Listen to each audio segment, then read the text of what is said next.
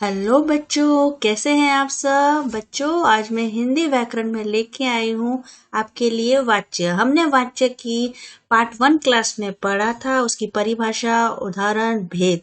आज हम उन प्रकार एवं भेद को पूर्ण रूप से समझेंगे, विस्तार से समझेंगे, जिसमें हम शुरू करते अपनी क्लास। सबसे पहला वाच्य के 3 प्रकार होते हैं जो हमने आगे सीखा था। पहला कृत्यवाच्य, दूसरा कर्मवाच्य, तीसरा भाववाच्य। सबसे पहला है वाच्य के भेद में कृतवाच्य, जिसकी परिभाषा है जब वाक्य की क्रिया के लिंग, वचन और पुरुष कर्ता के लिंग, वचन और पुरुष के अनुसार हो तो कृतवाच्य कहलाया जाता है। सरल शब्दों में क्रिया के जिस रूप में कर्ता प्रधान हो उसे कृतवाच्य कहते हैं। इसमें लिंग एवं वचन प्रायः कर्ता के अनुसार होते हैं। उदाहरण है, रमेश केला खाता है, दिनेश पुस्तक पढ़ता है। इन दोनों वाक्यों में कर्ता प्रधान है तथा उसी के लिए खाता है तथा पढ़ता है, क्रियाओं का प्रयोग हुआ है, इसलिए यहाँ कृत्यवाच्य है। दूसरा है कर्मवाच्य, जिसकी परिभाषा है जब वाक्य की क्रिया के लिंग, वचन और पुरुष कर्म के लिंग, वचन और पुरुष के अनुसार हो तो कर्मवाच्य कहलाता है, अथवा क्रिया के उस रूपांतर को कर्मवाच्य कहते हैं जिससे यह ज्ञात हो कि वाक्य में कर्ता की प्रमुखता न होकर कर्म की प्रमुखता है। सरल शब्दों में कहा जाए तो क्रिया के जिस रूप में कर्म प्रधान हो उसे कर्मवाच्य कहते हैं, या जहां क्रिया का संबंध सीधा कर्म से हो तथा क्रिया का लिंग तथा वचन कर्म के अनुसार हो उसे कर्मवाच्य कहते हैं। उदाहरण देखेंगे, मीरा ने दूध पिया, मीरा ने पत्र लिखा। पहले वाक्य में मीरा कर्ता स्त्रीलिंग है, परंतु पिया एवं दूध पिया क्रिया का एक वचन पुल्लिंग रूप दूध है कर्म के अनुसार आया है। दूसरे वाक्य में भी मीरा कर्ता है, स्त्रीलिंग है, परंतु लिखा क्रिया का एक वचन है और पुल्लिंग रूप पत्र कर्म के अनुसार आया है। अतः स्पष्ट है कि यहाँ कर्मवाच्य है। ध्यान रखने योग्य बात यह है कि कर्मवाच्य सदैव सकर्मक क्रिया का ही होता है। तीसरा है भाववाच्य, जब वाक्य की क्रिया के लिंग, वचन और पुरुषकर्ता अथवा कर्म के लिंग, वचन और पुरुष के अनुसार न होकर एक वचन, पुल्लिंग तथा अन्य पुरुष हो तो भाववाच्य कहलाता है।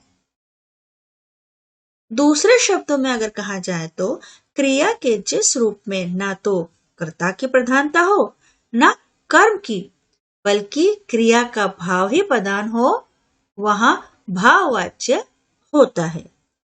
इसमें मुख्यतः अकर्मक क्रिया का ही प्रयोग होता है और साथ ही प्रायः निषेधात्मक वाक्य ही भाववाच्य में प्रयुक्त होते हैं। इसमें क्रिया सदैव पुल्लिंग अन्य पुरुष के एक वचन की होती है।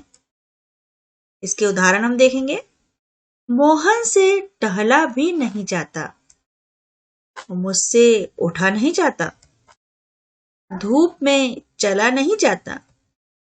उक्त वाक्यों में कर्ता या कर्म प्रधान ना होकर भाव मुख्य है, अतः इनकी क्रियाएं भाववाच्य का उदाहरण है।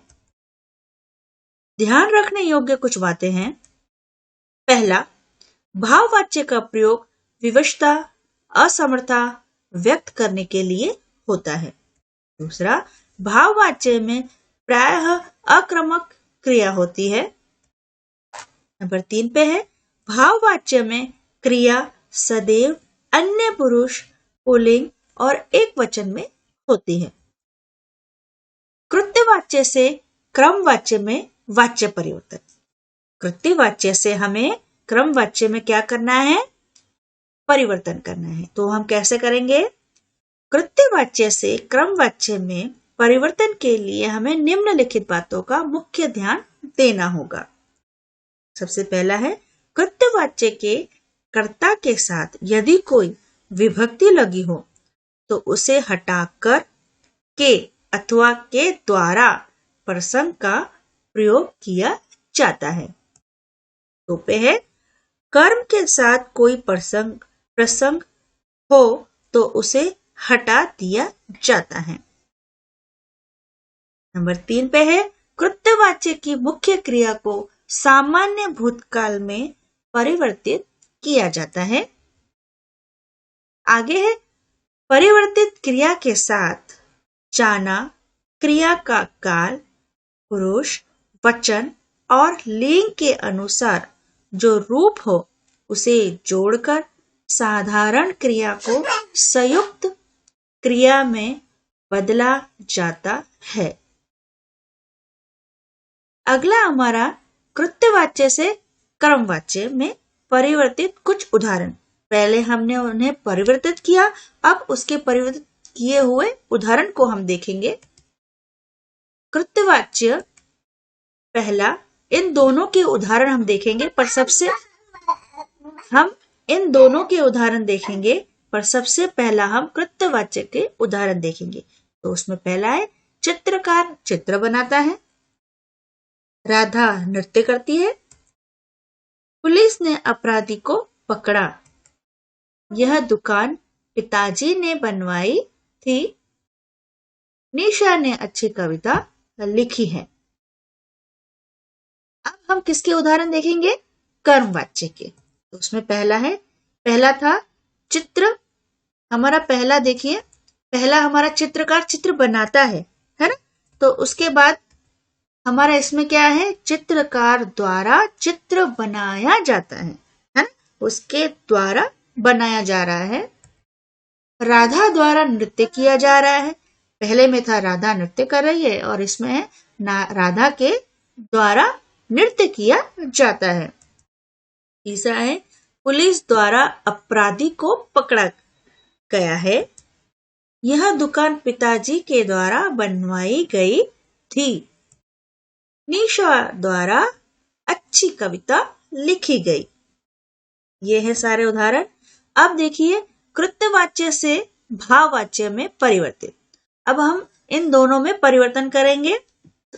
तो कृत्यवाच्य से भाववाच्य में परिवर्तन करने के लिए हमें निम्नलिखित बातों का ध्यान देना होगा। तो उससे पहले कर्ता के साथ से विभक्ति चिन्ह लगा दिया जाता है। दूसरा, क्रिया को सामान्य भूतकाल में लाकर उसके साथ काल के अनुसार जाना क्रिया रूप जोड़ा जाता है। क्रिया को एकवचन, पुल्लिंग और अन्य पुरुष में परिवर्तित कर दिया जाता है। आवश्यकता अनुसार निबंध सूचक नहीं का प्रयोग होता है। अब हम क्या करेंगे? कृत्यवाच्य से भाववाच्य में परिवर्तित कुछ उदाहरण देखेंगे। उस उदाहरणों में सबसे पहला होगा कृत्यवाच्य के उदाहरण। राधा नहीं हंसती। मैं पढ़ नहीं सकती। अब घूमे। मजदूरों ने ईंट नहीं उठाई। बूढ़ी माँ चल नहीं सकती। अब हम देखेंगे भाववाच्य। राधा से हंसा नहीं जाता। मुझसे पढ़ा नहीं जाता। अब घूमा जाए। मजदूरों से ईंट उठाई नहीं जाती। बूढ़ी माँ से चला नहीं जाता। अब मुझे आशा है कि आप अंतर को अच्छी तरह से समझ रहे होंगे। तो यहाँ हमने वाच्य के तीनों प्रकारों को उदाहरण के साथ अच्छी तरह से समझा। उम्मीद है आप इसे और बेहतरीन तरीके से समझ चुके होंगे। तो तो आज की हमारी क्लास यहीं तक की है। तो आप मेरे चैनल को लाइक और सब्सक्राइब करना ना भूलें। और तब तक के लिए, जब तक हम अपनी अगली क्लास में नया ग्रामर लेके आते हैं, तब तक आप सभी को मेरी तरफ से बाय।